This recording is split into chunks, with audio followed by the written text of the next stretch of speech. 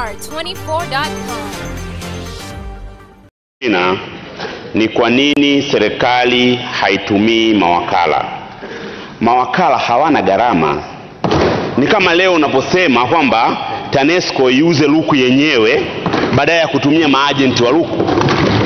Na Mheshimiwa Spika, nilikuwa naomba Mheshimiwa Naibu Waziri na Mheshimiwa Waziri na mkurugenzi mkuu wa TRL wakae, kwa sababu mimi na mkurugenzi mkuu wa TRL na waziri tumekutana Kigoma, tumeenda stesheni, tumeona hali ilivyo na tumekubaliana kwamba the best way ni kuruhusu mawakala kuuza. Mtu yuko Ilagala, yuko Kibondo, yuko Kasulu, kama alivyosema Mheshimiwa Sabrina, mawakala wauze, tunakuwa tunajua idadi ya mabehewa yatakayokuja Kigoma, abiria watakaoondoka, tiketi zitolewe ziweze kuuzwa. Mimi nashindwa kuelewa naibu waziri anazungumzia gharama gani hapa.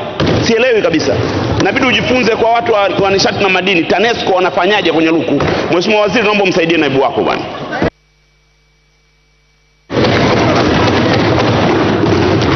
Mheshimiwa Profesa Mbarao.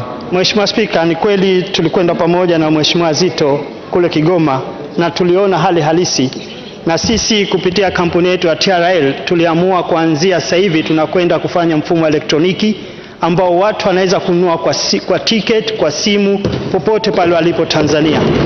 Na tunaanzia na trial ya kwanza, tutaanzia kuanzia Mpanda mpaka Tabora wakati wote kuanzia sasa hivi. Alafu naenda Kigoma na Tabora. Asante sana.